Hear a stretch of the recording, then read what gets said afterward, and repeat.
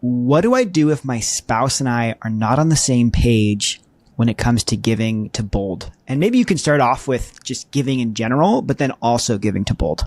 Yeah, I think it's really important overall. Okay, so let's just say one of them is a little bit further ahead in their spiritual journey, and they're open to surrendering their finances to God because they believe that everything is from Him, and so they're just giving back. Okay, and then one of them's not.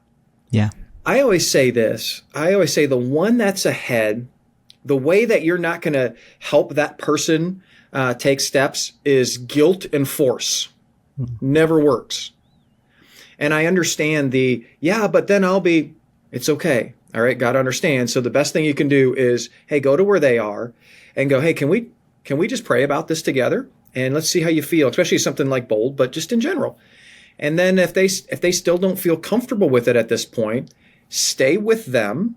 Okay. And continue to walk.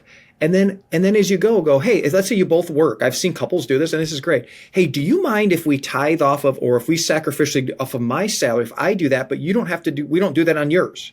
And so we do this. And I know some couples say, yeah, that's great. What are you doing? You're asking for permission. But that is the key. It's not meant to divide. It's meant to unite. And someone has to serve the other. And I want the one that maybe is further along to serve the one who's not, and then encourage them in that to take steps versus force and guilt, which never works. We've talked previously, Mark, a lot about how you have like guiding questions or guiding priorities that help you make those decisions. Mm-hmm. What do you feel like is the guiding priority for this kind of concept? For that conversation? Yeah.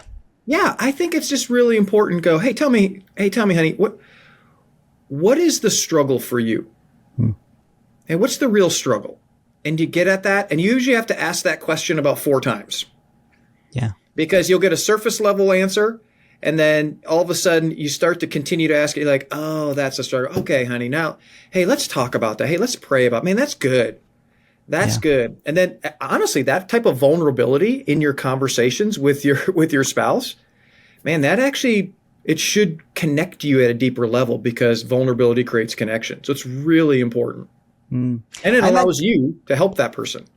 I imagine too, there's probably an element of how do you not feel like guilt or shame if you're part of the person that's you're the partner that maybe wants to give more, but is lowering your amount to just be in unity with your spouse.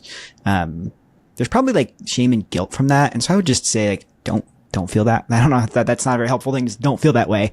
But maybe you could speak to that feeling. Yeah, I think it goes back to you don't need to. Once again, that is part of serving your spouse, and God knows the heart. So So if you're that person, God's not going like, well, man, you're not doing what I called you to do. You're going, hey, listen, God's going like, I need you to actually be there so I can use you to help your spouse take steps. So that's where the knowing the heart thing. And then also at the same time as you do that, you ask permission for your spouse. Hey, what do you think about this? What if we do this with mine and not with yours? And then let's just see what God does. And then you kind of put it in, but you do it in an encouraging way. Yeah. And if they're still not comfortable with that, okay, that's okay. You don't fight that, but God will work through the encouragement. He's not going to work through the guilt and force.